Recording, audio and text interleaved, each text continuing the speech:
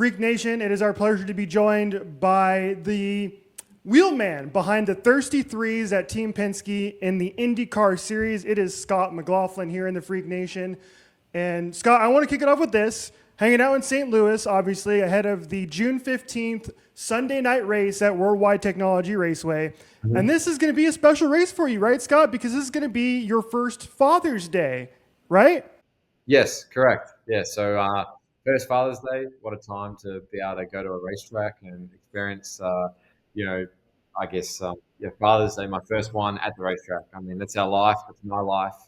And if you had asked me what I want to do for Father's Day, it would be driving an IndyCar because I just love the sport. So, yeah, really cool. Do you have any like set plans? Are you going to celebrate Father's Day ahead of the race weekend? Or are you going to do it on that Sunday? Or are you going to wait a little bit? The plan is to win the race. So then and then that's my plan. So and then if I win a race in front of my daughter for the first time on Father's Day, I mean I feel like it's just a moment, right? So we don't take anything for granted, but I certainly feel like this is an opportunity to do something really cool. I thought it was cool. I myself and Crash, we were hanging out, around the kind of drivers intros area before the race, and seeing you and your daughter being able to kind of celebrate the Indy 500 because that was her first Indy 500, right? Yeah, it was. It was her first one, her first month of May. It was actually like so before the race, you go into that green room and there's all the drivers, the celebrities that are there. Like it's funny, you sort of like brushing shoulders with Tom Brady, which is like weird but very cool. But I was like, there was way too many people in the green room, so I went upstairs to a really quiet spot, and I'm going to do it every year now. I'm not going to tell anyone where it is, but it was the best thing I ever did. But I hung out with Lucy, and it was just surreal. Unfortunately, obviously, the day didn't go that well after that. But when you go back to the bus, you see your girl. That's all that matters. Earlier this week, Kenny and Crash were talking to Kyle Kirkwood, who obviously won in Detroit, and one of the questions they asked Kyle was, should the IndyCar series continue this post-Indy 500 kind of bump? They had 7 million people tune in to watch the Indy 500 this year. Should they continue going to Detroit in the first week after the Indy 500, or should they continue that oval momentum and go to a place like Worldwide Technology? What are your thoughts in terms of post-Indy 500? Where would you like the series go in that first post-500 race? I don't think whether it's I don't think it's either an oval or a road course, street course. I think just having the momentum of racing. I mean, we're going to a street circuit. We were at a street circuit in Detroit. We're going to be here in a week's time at Gateway, which is always probably our most exciting race of the year. So, I'm very excited to get back onto it. But I think having that momentum, regardless of where you go, doesn't matter road course, street course, whatever. It carries that momentum from the 500, and I think we had 1 million people that were racing, watching us on the weekend. Just keep it going.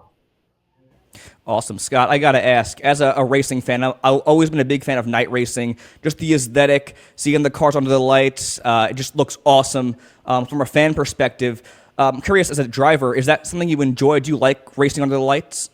Yeah, I do. I think the cars really perform well, and the racing you got a little bit more grip, so you can sort of get that second groove going a little bit. So it's been a while since we ran Gateway, at night. I think it was 2021 was my first race that we did it, and that was fun.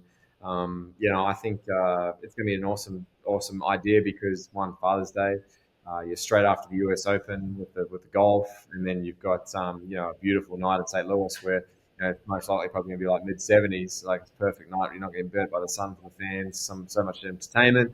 So I think it's a really cool thing and something I'm really excited to be a part of. Very nice. I'm curious, you kind of alluded to it there, one of the themes being an additional groove being formed.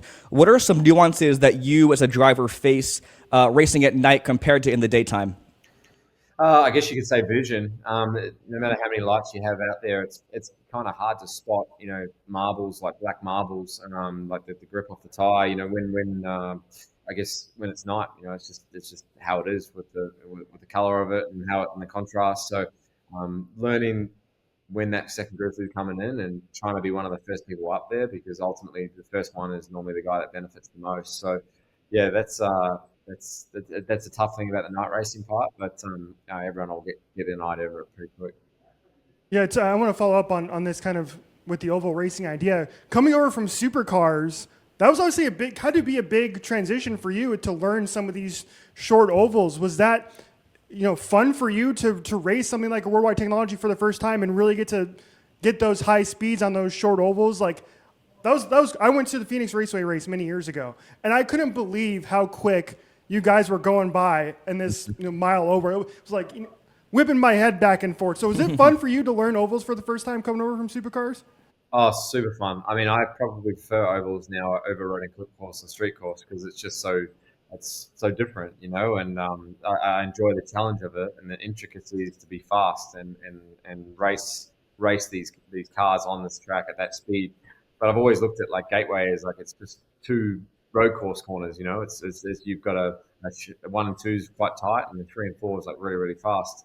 But it's the way you drive it is very similar to how you would a road course, and that's the mentality I've always sort of gone into it. So it didn't feel too foreign. It was just like they're just two road course corners, and just let it eat, and that's it's fun. You stepped into some legend cars too. I saw this week. What was that like for you? Yeah, I'm doing the summer shootout. So Bubba Wallace, I'm good friends with him, and obviously Shane Van Gisbergen's over here now, and we were just doing it. Me and Shane are kind of like teammates. Well, Bubba's a teammate as well. We run out of the same team with Joe Ryan. But yeah, it's fun just to do more racing, and I think I'm racing Keelan Harvick, who's 12 years old, which is pretty fun, and he's running rings around me, which is hilarious. But it's a good chance just to let your hair down, but also do some racing at the same time. And yeah, looking forward to racing every Tuesday for the next sort of 12 weeks. That's awesome, dude. It's like that's like a racers mentality. Is that like you'll just talking to you here? It sounds like you'll just hop into anything, right? And I enjoy like just jumping in a car and trying to find out how to drive fast. It doesn't matter what it is. Only thing I'm sort of not allowed doing is dirt, and I'm fine with that. I think one day I can try dirt, at like maybe when I'm retired or something. But ultimately this asphalt oval on the Legends car is completely different to what I've ever done, even compared to the oval on the Indy car. So learning the car, has been a lot of fun. we asked Joseph Newgarden about running the double at the 500 as well, and he brought up your name as a possibility to run the 500 600 double. So I'm sure you've been asked about this all the time. So you're probably sick of us asking it by now, but we got to ask it as a follow up to this. Would you do it? Oh, yeah. Oh, yeah, man. Like, I would do it. But I think I've got a few boxes that I want to tick here in IndyCar first. I think, and I know it's a boring answer, but it's definitely something I'm really interested in doing. But I think I owe it to RP and the team to focus on what I'm doing here in IndyCar, and then the rest will follow. I mean, if I win, if I win the 500 at some point in the near future, it immediately would start the talks. I think for me, because I've achieved that goal. I sort of don't want to take away from the effort and the time it takes to win that race because there's a lot. Um, and take my focus and race the 600 as well. Kind of, if you look at Larson, like he was burnt out from doing it the last couple of years, and I need to make sure that I've won this big race and ultimately the one that I want to win the most before I even think about moving on to something else and doing something crazy like that. That's so cool to hear. And I feel that win is coming because you're no stranger to winning on ovals in IndyCar. You won 2 last year, if I'm not mistaken, at Iowa and Milwaukee. So what does it take to win on these disciplined oval tracks? And what's it going to take to win here next week at Worldwide Technology Raceway? Look, it's just a lot of, like I said, the intricacies about learning each oval. I think Iowa and Milwaukee and Gateway are completely different to each other, but in some ways, there's some similarity to the way you drive. So I think it's just not over, I guess, complicating things, simplifying a few things, and at the same time, just wheeling it. You just gotta put your nuts on the dash and send it. You know what I mean? So that's just how it is, and it's a lot of fun. Gotcha. And I got to ask, looking at the broad scope of this season so far, obviously it's no secret Alex Palou's been outstanding. He's won all these races. You got 2 winners in total, and him and Kirkwood. So when you have a season like this through 7 races where you have 2 drivers, or I guess one essentially, dominating through these 7 starts, does that irritate you as a driver? Does it motivate you? What does that do for you as a driver when you have 2 drivers basically dominating the sport? Oh, look, it's it. Sometimes you get on a roll. I think Alex has been incredible this season. I mean, Kyle, yeah, he's won a couple of races for sure, but I think he's taken the wins that he could win and start up the front and just executed. And Alex has kind of did the same, but he's also won races that he shouldn't have as well. And it's amazing that he's done that.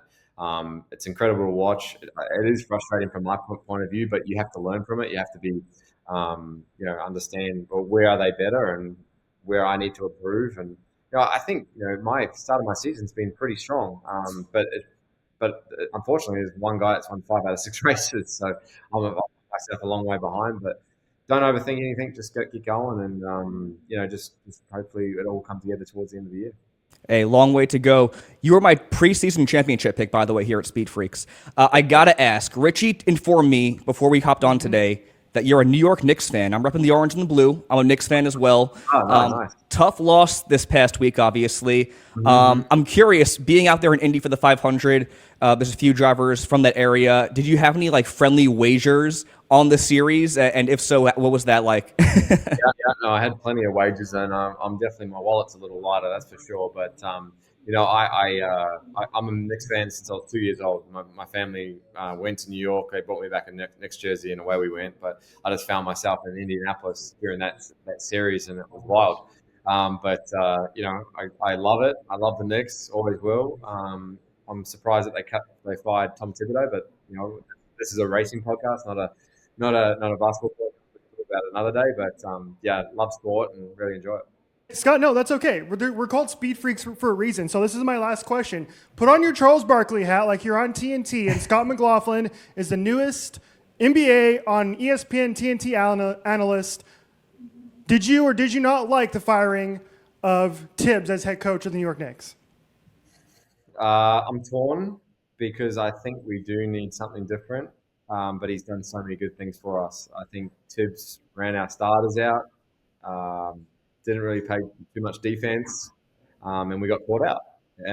But doesn't mean he hasn't done amazing stuff for us and put us on the map. But what he's done for us in the last 5 years will get us trades and value on our team for 10, 15 years, hopefully. So, I'm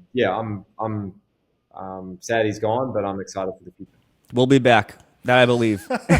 Scott McLaughlin, he's the driver, the number 3, the Thirsty Threes in the IndyCar Series for Team Penske. You can see him June 15th under the lights at Worldwide Technology Raceway. Go get your tickets, www.raceway.com. Scott, thank you so much for joining us. Happy Father's Day. Congratulations on being a dad for the first time. And we'll see you at WWT Raceway here in a couple weeks. Absolutely. See you guys. Thank you. Thank you. Cheers, boys.